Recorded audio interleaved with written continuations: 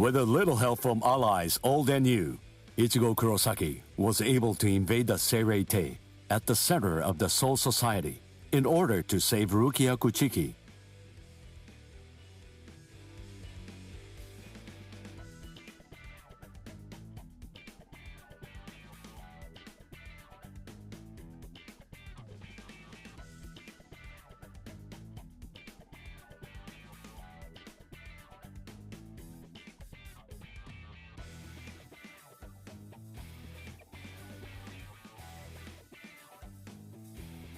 Despite the growth his allies saw in the battle against powerful foes, the road to rescue Rukia was a long one, with Uryu Ishida and Yasutora Sado passing out along the way.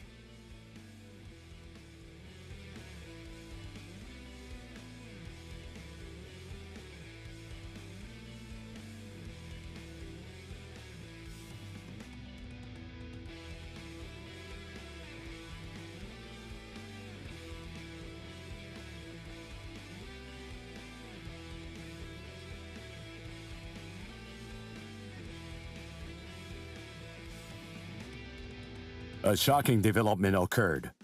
An urgent message from Sociedade brought news of the unnatural death of Sosuke Aizen, the captain of Squad 5.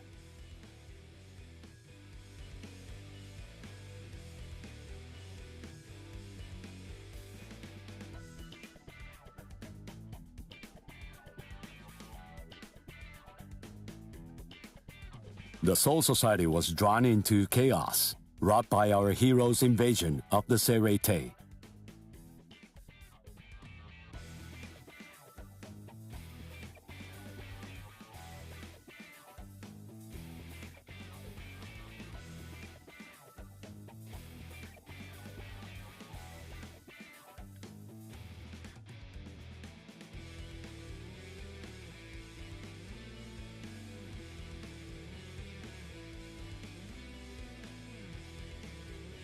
Some 13 Court Guard Squad captains aimed for our heroes. Others changed their thoughts after encountering Ichigo. Others have doubts about their comrades as the situation unfolds.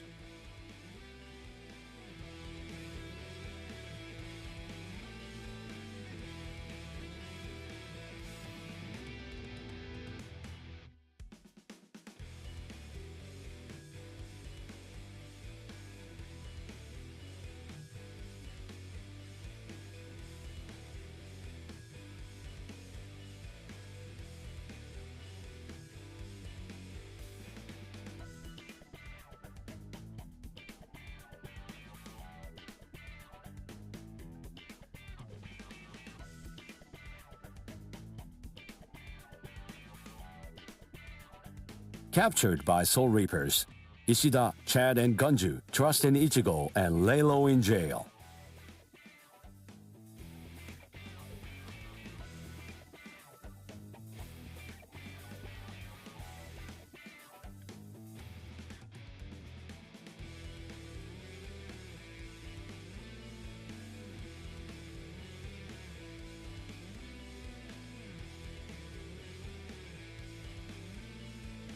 Meanwhile, Ichigo trained with Yoroichi to achieve the true might of a Soul Reaper, the Bankai.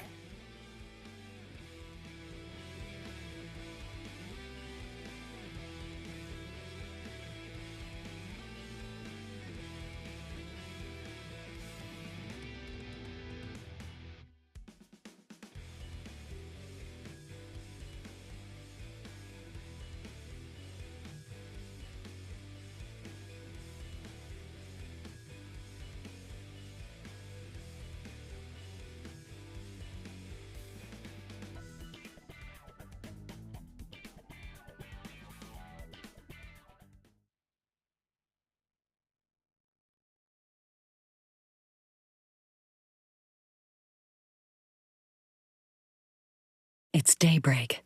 Just 2 days are left now. Ichigo has improved rapidly in the short time he's been training.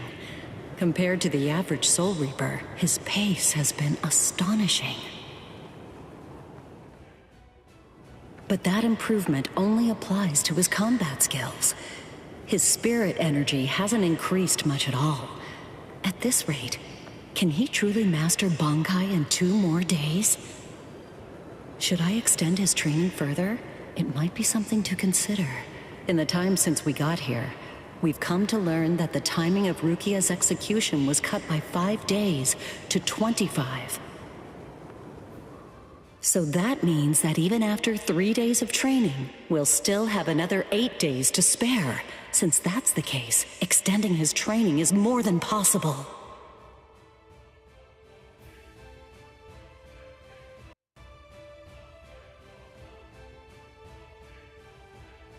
But should I? That's the real question. It took Kisuke 3 days for him to be able to achieve Bankai, and he was of the mind that spending any longer on it would actually prove to be dangerous. I'm not sure about Ichigo's Konbaku. I'm not entirely confident that it can withstand the extra days of training.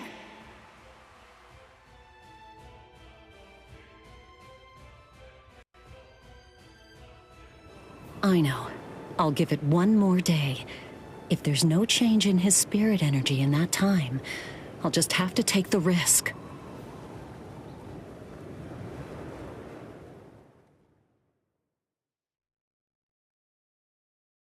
Rukia Kuchiki, it's about the day of your execution. You see, it's been changed once again. The execution will be tomorrow.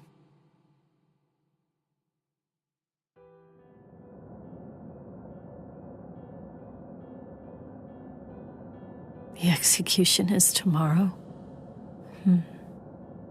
But before the execution arrives, I'll make a request. I'll ask them to return Ichigo and the others safely to the world of the living. I am from the Kuchiki clan, after all. Given that, they just might honor my request. The execution is tomorrow. It came as a shock to me, of course. But strangely, I wasn't sad. It must be because of the dream I had last night. It must be because of my dream about the night that I'll never be able to forget. Lieutenant! Kyan! Kyan! Kyan!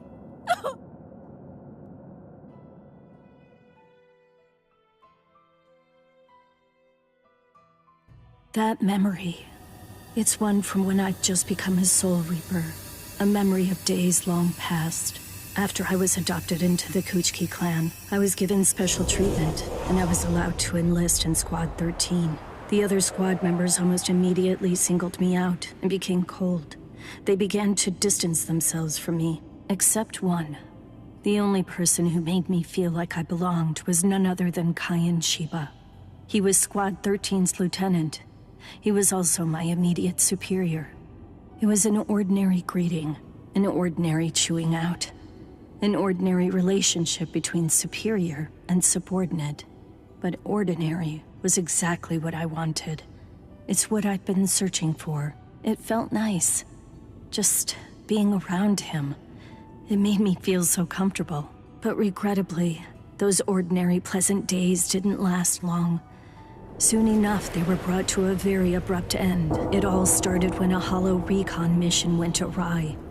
We'd received the dreadful and unexpected news that Kyan's wife, Miyako, had tragically been slain by an enemy hollow. Kyan volunteered for the combat squad to go after the hollow that had killed his wife. Captain Ukitage and I both joined him. We made our way to the mystery hollow's nest. Captain, please, sir, let me go alone. Even now, I remain full of questions about that day. Why didn't I try to stop him? Why didn't I try to do more? Our foe's capabilities were unknown, and yet you set off to face it alone. We knew it was extremely dangerous right from the start. But Captain Ukitake didn't stop Kyan, nor did he move to assist him. Listen, and remember this well. There are 2 kinds of battles. Each time that we seek to engage in a fight, we must understand its true nature. Whether it's a battle to protect life, or a battle to defend honor. But then... Cayenne? Sir? What's that? Did you just call my name, little girl? I soon discovered that the Cayenne I called out to was no longer the Cayenne that I once knew so well, that hollow. It possessed the ability to take over another person's body. It did so by fusing the spiritual entity with that of the other. Run, Rukia. Go on, get out of here! Do you want to die? When I heard the sound of Captain Ukitake's voice, I simply fled. Why, I asked myself, why is this happening?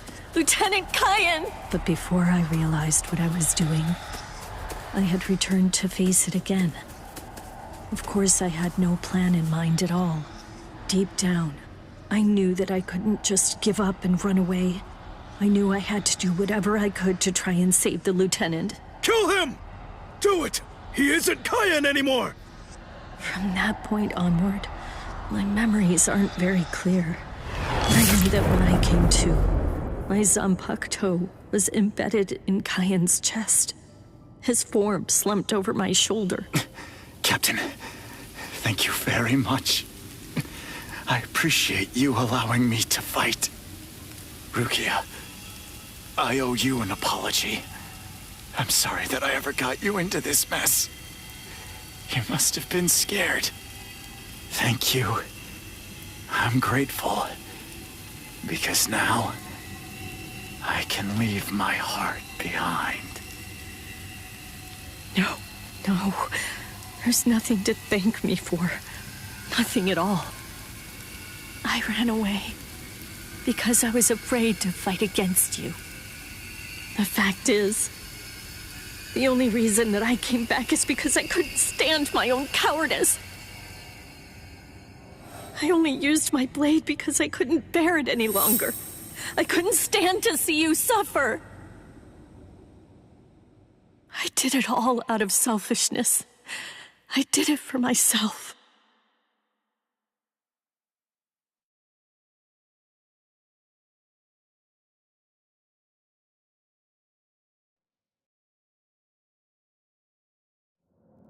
I'm pathetic. So pathetic. I don't deserve anything at all. I'm not worth saving. I'm not worth shedding any blood over.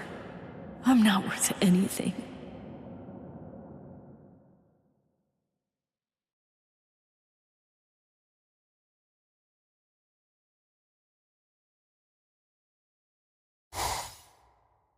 Byakuya! We have a problem. Rukia's execution is... I know. The Hell Butterfly informed me about it just a short while ago. So, what then? What of it? What? The execution is tomorrow. If that is the decision, then I have no choice but to accept it. Don't bother me with such petty matters. Now, if you'll excuse me. Why, you're heartless. Didn't you hear what I said? Doesn't it mean anything to you? It's tomorrow! Tomorrow! By noon tomorrow, your very own sister will be...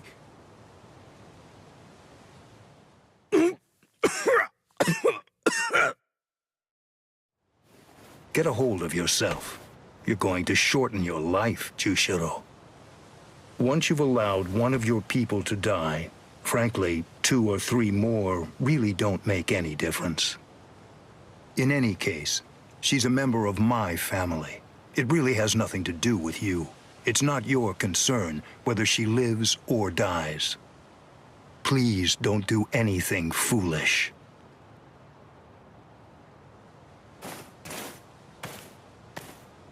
What would you have done differently in this situation? Would you have attacked Byakuya and kicked him a few times, perhaps? The lone captain making a fuss won't do anything to sway the tribunal. So instead, would you have been so bold as to actually attempt to save Rukia?